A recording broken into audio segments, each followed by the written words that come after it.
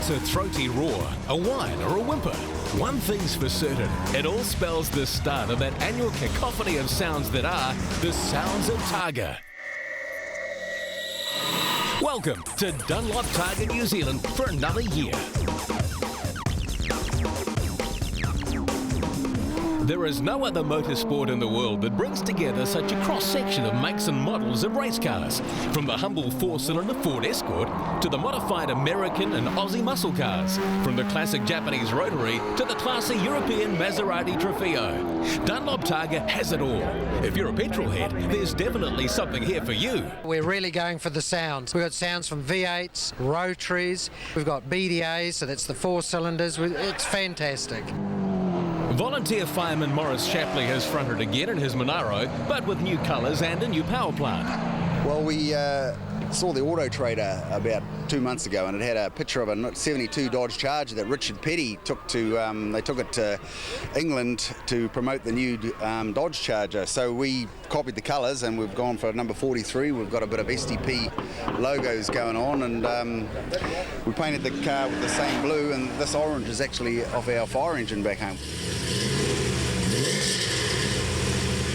Just introduced the new LS7 Corvette engine, which is probably the only one in New Zealand. It's a beautiful engine that we found on the internet and imported from Michigan. And there it is, it's 505 horsepower, ready to go.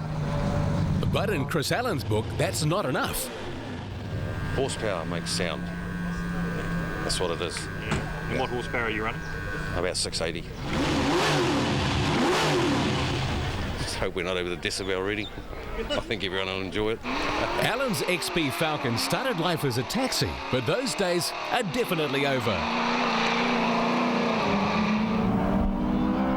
Ray Van Der See's Skelter sounds very different to the V8s, but don't be misled by the high-pitched scream of the 2-litre Toyota. This car will be one to watch. It revs to 9,000 revs, so it does really put a nice sound out. But yeah, there is some really exotic machinery here this time. So, but I'm looking forward to competing against them. I think it's going to be interesting to see how some of this really exotic stuff handles the rough roads. I think that's where our advantage will be. There's certainly some exotic cars here. Former Porsche man Paul Halford in a brand new Maserati Trofeo. Maserati is something that I've always aspired to own because of the brand. It's a wonderful brand. And previous years I've campaigned Porsches. But this year I thought, well, I might do something a little bit different. And this car became available, and I drove it, and yeah, that was me done.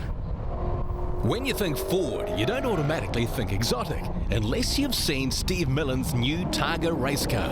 Well, it's a Ford GT, as you can see, and this was a car that Ford in Detroit built as a replica to commemorate the 40th anniversary of the win that they got at Le Mans with Chris Amon and Bruce McLaren.